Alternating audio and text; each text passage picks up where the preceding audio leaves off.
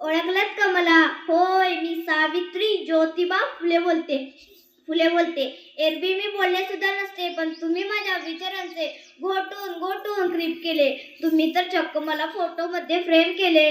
जमेल तेव्हा जमेल तसं माझ्या सोयीनुसार गोड कौतुक सुद्धा करता. मात्र दुःख याचेच की तुम्ही मला गृहीत धरता. याचाच राग आज मी तुमच्या समोर बोलते. होय, मी सावित्री ज्योतिबा फुले बोलते. होय, मी सावित्री ज्योतिबा फुले बोलते. आम्ही तुमच्यासाठी शाळा सुरू केली, ही कोणती उपकाराची भाषा नाही. आज बाजार सभेसारखा हा मेजवान आम्ही कधीच विसरून गेले होते. कोणकोणत्या वेळी मी पचवला सुद्धा आहे. हल्ली मात्र तुम्ही आमच्या आत्मसन्मानाला निवसले आहे.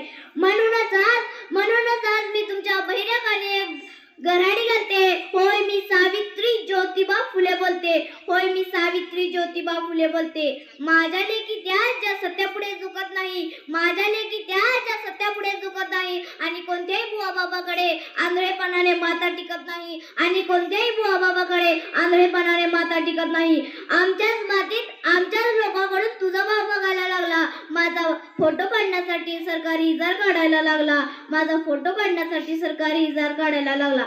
आपल्या सोयीचं नसलं की कानाडोळा करावा लागतो. समाजासाठी काही करायचं म्हटलं की आपल्या पोटात गोळा येतो. तसंच सावित्रीसाठी ज्योतिबा आणि ज्योतिबासाठी सावित्री. म्हणूनच मी बोलते, होय, मी सावित्री ज्योतिबा फुले बोलते. होय, मी सावित्री ज्योतिबा फुले बोलते. धन्यवाद.